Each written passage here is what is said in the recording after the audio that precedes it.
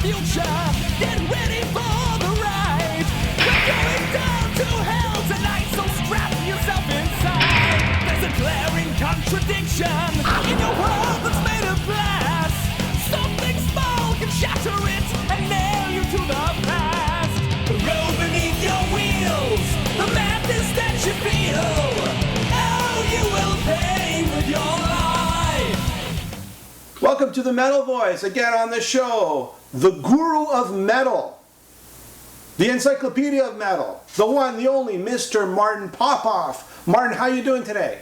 Hey, doing okay, Jimmy. Thanks for having me again. Today, a new book called Who Invented Heavy Metal? Who invented heavy metal, for God's sakes? Martin, right off the bat, give me 20 seconds about your book.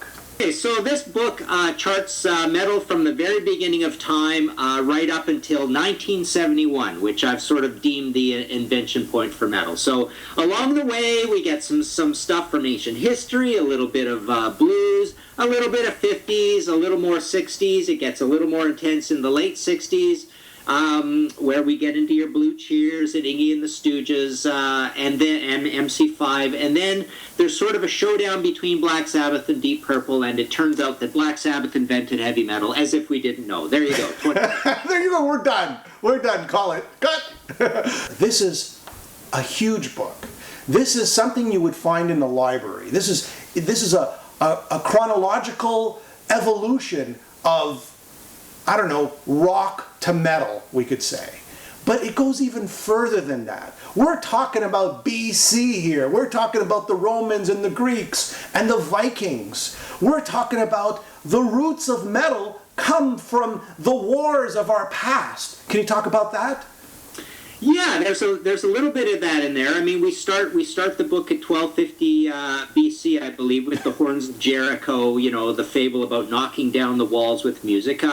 But then, you know, there's a little bit about ancient times. An acquaintance of mine, Christopher Knowles, wrote this book, The Secret History of Rock and Roll, where he talks about the first crazy rock concerts being with the Romans and the Greeks and all this, and how things got wildly out of control. There's Vikings in there. There's a little bit about war and Scottish bagpipes and the haka and all this kind of stuff about the idea that music was used as a scary tool once. So it was scary, imposing. Then we get into classical music, and we get our first rock stars like Paganini, who apparently sold his soul to the devil, and we get the first sort of modern doomy music that's meant to stir the soul. We get the tritones, the tritone.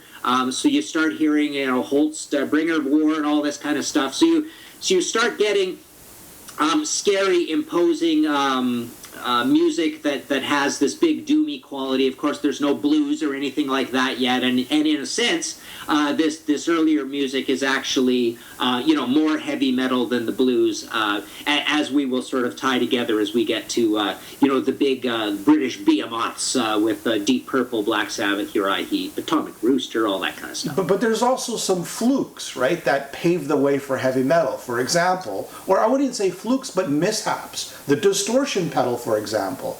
Tony Iommi, his accident, where his I guess his fingers were cut off, right, from a machine factory that he was working in, where he had to play a certain way, had to loosen the strings to get that more of a, and he got more of a doom sound. I mean, these were the mishaps, the accidents. Can you talk about that a little bit?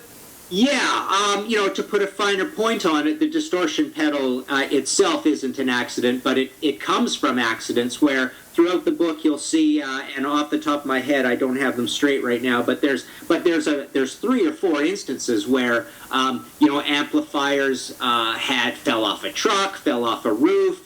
Something went wrong with it. Distortion was discovered somewhat by accident. Joe Meek, Telstar, there's those sorts of stories. There's the stories of actually, putting a pencil or a knife through a speaker cone to get distortion. Dave Davies talks about that in the book, because a very important moment is You Really Got Me and All Day and All of the Night. Those have distortion in them. They're also instances of the first riffs.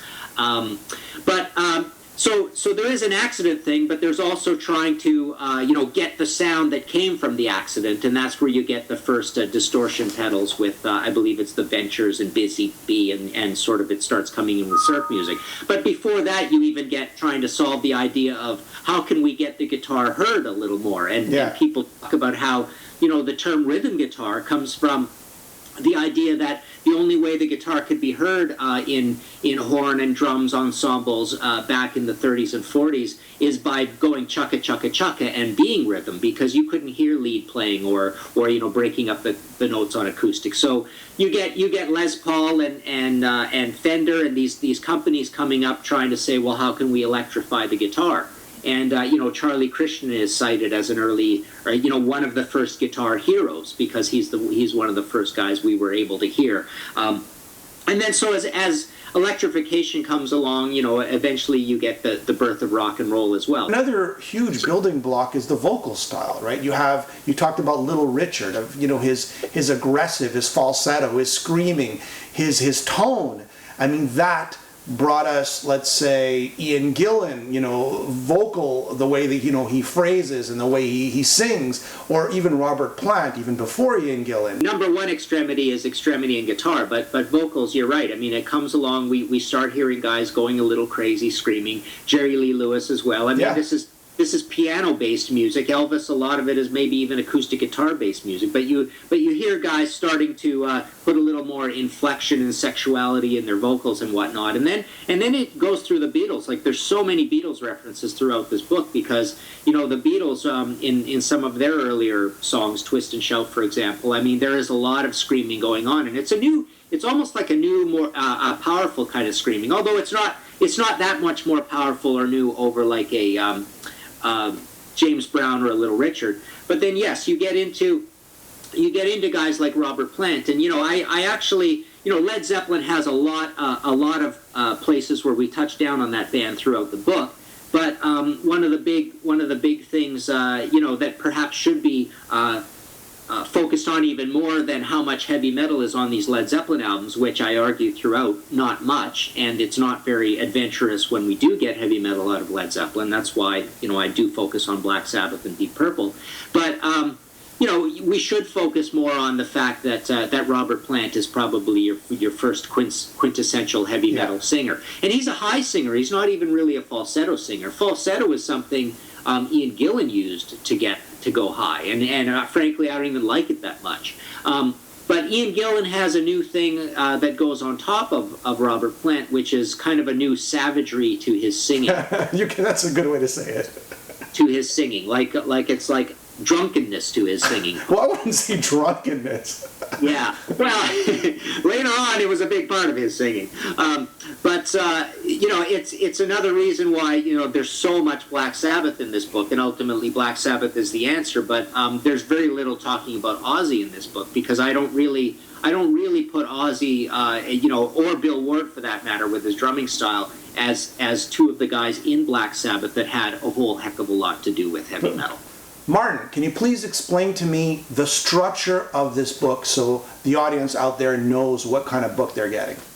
Yeah, so I've gotten into this thing in the past where I've done some band biographies that are timelines with quotes. So you're able to see everything going in order. And with this book, I really wanted to do the timeline with quotes thing even more so, because the arguments we all have, around the kitchen table and around the beers in the bars are like when did things happen? If you're talking about who invented something, it's really cool to see month by month, day by day even in some cases, year by year certainly, when things are being invented. So the structure of the book, I've got quotes from my interview archive. I've got 126 different people speaking in this book. There's tons and tons and tons of quotes. Can you name some of those people?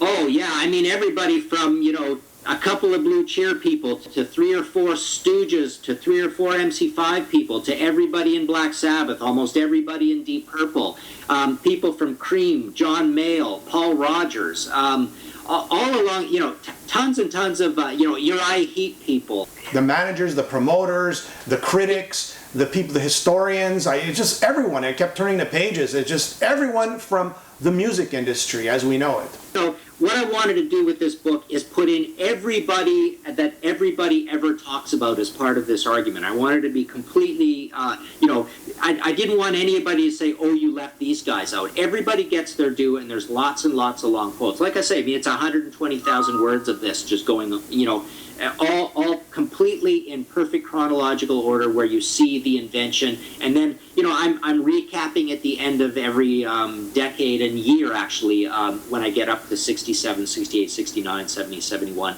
So the reason I ended it in 71, I don't want to give too much away, but essentially everybody says Black Sabbath invented heavy metal, and that is kind of my one answer, although I do have some interesting things along the way where we talk about people don't give Jimi Hendrix enough due. I do say the first heavy metal song is a song from 1956, and I make that argument all throughout this thing. There's quite a bit of detail on this one song. But sure, Black Sabbath invented heavy metal, but what I kind of do is because how great in rock is and how modern it is and how much better it is at inventing heavy metal than Black Sabbath, which is 6 months earlier, what I wanted to do is take it into 1971 and have the ultimate showdown between Black Sabbath and Deep Purple. And by the end of the book, we all agree. No one's standing. A couple of exclamation marks why Black Sabbath invented heavy metal. So there you go. That's why I ended it in 71, and we do come to the same answer, but with a little bit of enrichment to the same answer. Martin, in 20 seconds, can you tell me, is rock and roll dead? Have we hit that hard stop where there's nowhere else to go? Is rock and roll dead or / heavy metal dead? No, I don't think it's dead. I think people are just going to be keeping on coming up with that ideal abstract of the perfect song, and it's going to connect with millions of people. And we're still going to get great heroic music, till the end of time. Music will not die. It's just can you come up with crazy more innovations? Well, that gets fewer and farther in between. So Martin, you want to tell everybody where they can get the book? Yeah, the book's available at my site, martinpopoff.com. Like people know about me, a lot of my business is the mail order business of my books. I sign them, I ship them out. So it's available now at martinpopoff.com, along with basically any of my books that I have in print, which is about 30, 35 of the 50 or so. I have a stock of them, and I fill orders right from my site. Well, there you have it, Martin Popoff's new book, Who Invented Heavy Metal? You can buy his book at martinpopoff.com. Thank you, Martin, for being on the show once again. Absolutely. Thank you for having me, Jimmy. This has been very cool. And we'll catch you next time on The Metal Voice.